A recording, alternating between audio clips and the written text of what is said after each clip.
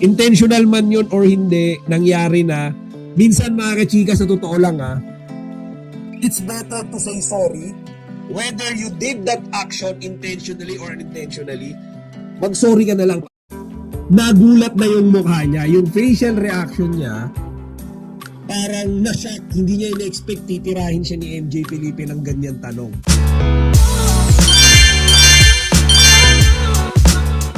Okay, so mga chika, syempre, ano pa bang hinihintay natin?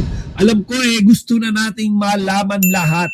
Okay, yung totoong nangyari sa pagitan, okay, ng dalawang sikat, okay, na artista. Syempre, si Kimi, tsaka si Jericho Rosales. Okay, kasi talagang mainit na pinag-uusapan to kahit ako. Okay, hindi ko nagustuhan yung naging outcome ng pangyayari sa pagbisita ni Jericho, yung pagpapromote ni Jericho, diba, nung movie nila ni Ann. Hindi ko nagustuhan yung naging outcome nung pang-dinedma. Yung term na ginamit doon ni MJ Felipe, pang-i-snub. In-snub mo. Okay, so in an interview earlier yesterday, okay, nagpaliwanag si Jericho Rosales finally nung side niya. Okay? So mga kachika, si Eko na ilang araw din siyang tumahimik, 2 days, 'di ba? 2 days nung natanong siya sa isang interview with MJ Felipe tungkol sa movie nilang The Loved One. Yun na nga mga kachika, todo depensa na si Jericho ngayon. Siyempre, tatamaan yung movie nila Kapag hindi siya nagpakumbaba, walang matatalo kay Kimi, walang mawawala. Sa kanya meron. Okay? And alam ni Jericho kung gaano kalaki ang Kim Pao community. Malaki, like very massive. Okay? Maybe 25-30% ng mga tumututok sa showbiz, Kim Pao fan. So imagine, lahat yan, 30%, di ba, nung mga tao, okay, hindi panonoorin yung movie mo. Ano mangyayari dyan? Baka more than 30%, baka 50%. Kumbaga, mga ngamote yan, babagsak yan.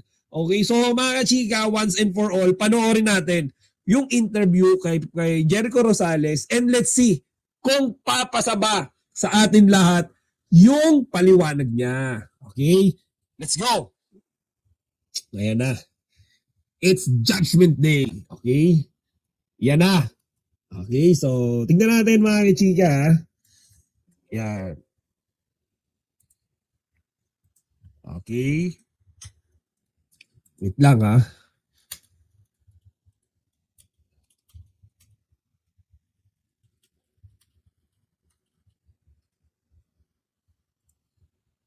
Ayan. Let's go. Okay, trending ka dahil yung kay Kim Chu. Ano? Na pagsabi pa lang ng pangalan ni Kim Chu, nagulat na yung mukha niya, yung facial reaction niya, parang na-shock. Hindi niya in-expect titirahin siya ni MJ Felipe ng ganyan tanong. Di ba? So ayan, hindi niya in-expect yan. It's a showtime. Oh my God, I don't really know what happened there. And then parang there, Makita nyo, I really don't know what happened there. Di ba?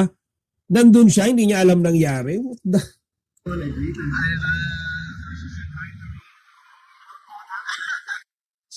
Oh, ayan, tingnan mo. Hindi niya daw alam yung nangyari. So, ayan ang tanong. Okay? Sa mga Kim Pao fans, tingin ba ni Jericho bulag tayong lahat? 'Di ba? Hindi ko alam tawag dito. Sabi niya hindi niya inisnab. 'Di ba? Pero ang nakakapagtaka, bakit hindi niya man lang kinausap, hindi niya man lang tinignan.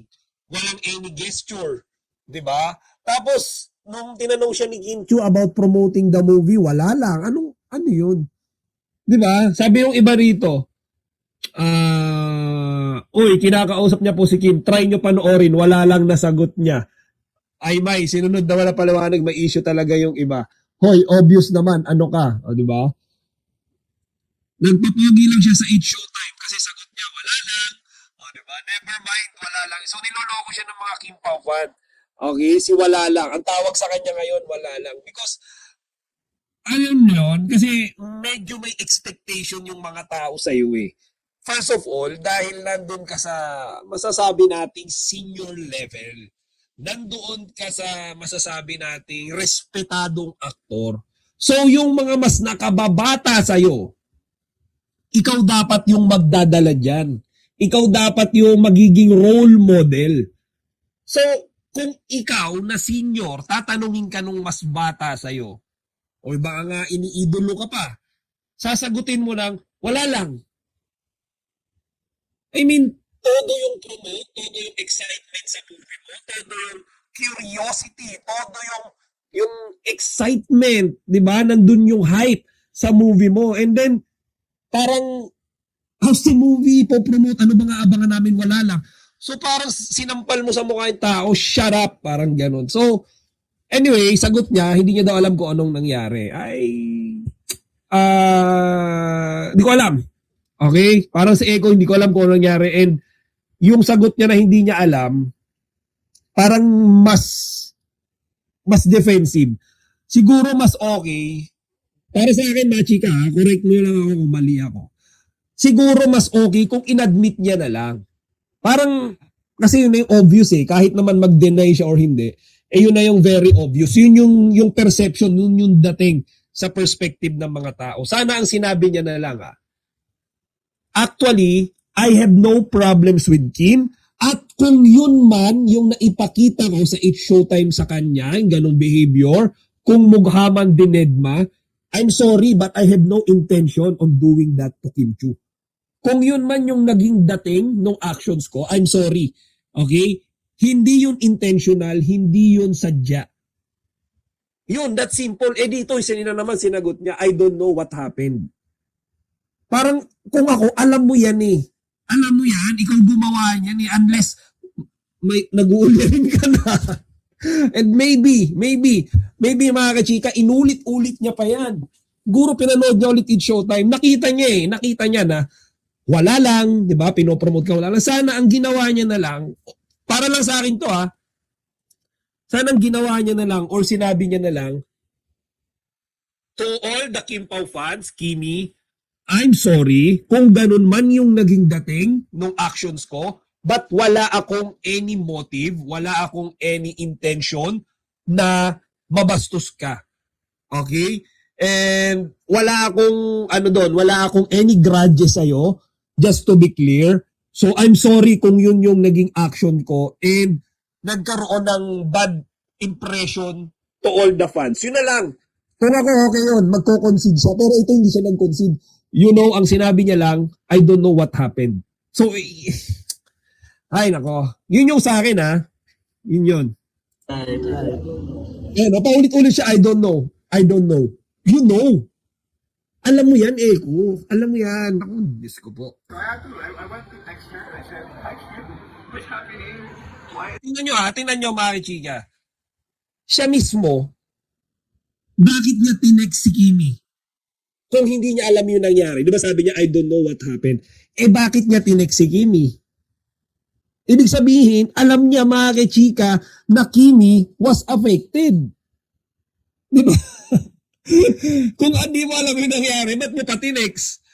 Di ba? Kung hindi mo alam yung nangyari, ibig sabihin, hindi mo alam na nakasakit ka, may natapakan ka, di ba? May nabastos ka. So, tinext niya, kinamusta niya. Ibig sabihin, may konting guilt din siya na baka nga totoong nakasakit siya or totoong nakabastos siya, intentionally man or hindi. Di ba? Unintentionally man or intentionally, baka meron siyang hindi magandang nagawa sa kasama niya sa It's Showtime. Di ba? So, ayan, tingnan natin yung tinext niya kay Kimi o yung sinabi niya kay Kimi. Is this happening? I don't know. Are you okay? And I asked her. That's good. Oh, are you okay? I asked her. Diba? Ba't niya tinanong? Diba? Kung hindi niya alam. Diba? Kung hindi niya alam, ba't niya tinanong si Kimi, are you okay? Ibig sabihin, alam niyang Kimi is hurt. Alam niyang napahiya niya si Kimi. Kaya niya nga tinanong Contradicting doon sa sinabi niyang I don't know. Kasi kung I don't know, hindi siya magsusorry doon. Hindi siya hindi siya magte-text doon, hindi niya kakamustahin. Di ba? Yun yung I don't know. Ngayon, ba't niya kinamusta? Ibig sabihin, alam niya, siguro yung dating ng balita sa kanya, baka nga talagang na-offend. Di ba? So, ayan, tingnan natin. Okay. That's good. Is there something that made you feel uncomfortable? Ayan, is there something that I made you feel uncomfortable? Yun na nga yun. Tingnan mo, tinanong niya, is there something that I made you feel uncomfortable? Ibig sabihin, alam niya sa sarili niya, okay, na meron siyang nagawa na si Kimi is hindi naging okay. Kaya, yun sana yung sinabi niya. Inadmit niya na simula pa lang. Huwag niya sana sabihin, I don't know what happened. Okay, sana sinabi niya lang, I think I made an action that I think I did an action that made Kimi uncomfortable and I'm sorry for that. Yun na lang sana, di ba? Baga, wala na yung palusot, wala na yung parang hugas kamay, wala na yung intentional man yun or hindi, nangyari na. Minsan mga kachika, sa totoo lang it's better to say sorry whether you did that action intentionally or unintentionally. Mag-sorry ka na lang. Parang bawa, naglalakad tayo sa isang kalsada. Meron tayong nabangga. Okay? Nabangga. Hindi natin napansin yung taong yun. Naglalakad lang tayo mga chika. Naglalakad. Chuk, chuk, chuk. Boom! Nabangga mo sa balikat. Hindi mo napansin kasi siguro nagte-text ka. Okay? Siguro nakatingin ka sa iba, nakatingin ka sa mga paninda sa kalye. Nabangga mo. Hindi mo naman ginustong banggain yung taong yun. Hindi mo gusto. Okay? So, ang una mong gagawin, mag-sorry ka na. Sorry po.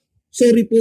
Ibig sabihin nun, sinadya mo man nabanggain siya or hindi mo man sinadya, nag-concede ka na, nagpakumbaba ka na. Pero kung yung taong yun, binangga mo, nabangga mo, sinasadya mo man or hindi ka nag-sorry, tapos sasabihin mo doon sa tao, diba, nabangga mo na, boom.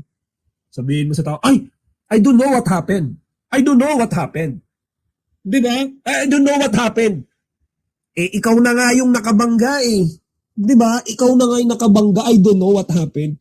Ibig sabihin, ikaw yung nakabangga, nakasakit ka, sorry ka na. Hindi yung, ikaw yung nakabangga, hindi ka na magsusorry, I don't know what happened pa. Di ba? So, ang weird. Okay, weird yan. All is well. All is well. Tingnan mo sabi niya, wala naman. Parang ganon. Hindi ko nga alam kung sagot niya ba yan or sagot ni Kimi yan All is well. Well. Congrats sa movie. I have to check with her right away, so I have no idea. I know. It's new to me, You're in the center. You're promoting it. Talagang siya, di ba sabi, you're in the center, you're promoting it. Talagang durog siya dyan. Ayan. Ang daming nagagalit sa kanya. Natawa ko sa reaction niya, wala lang talaga. Ayan. Wala lang din yung movie mo, nag-promote ka pa, Heis. Kuya Eko naman. Lahat inaano siya dun sa wala lang. Ayan, sabi dito baka sinadya para umingay ang movie kasi ganito ang haba-haba ng binasa ni Kim, maayos yung tanong ng tao sa'yo, tapos sasagutin mo ng wala lang. Magre-react ang mga fan ni Kim Pao. Basic lang kasi pag tinanong ng maayos, sasagutin ng maayos para walang issue. Ganun lang. Okay? So makailangan sa popularity ni Kim to promote the movie. What's his worry? Ann Curtis is in the movie. Si Ann lang ang panonoorin ng tao.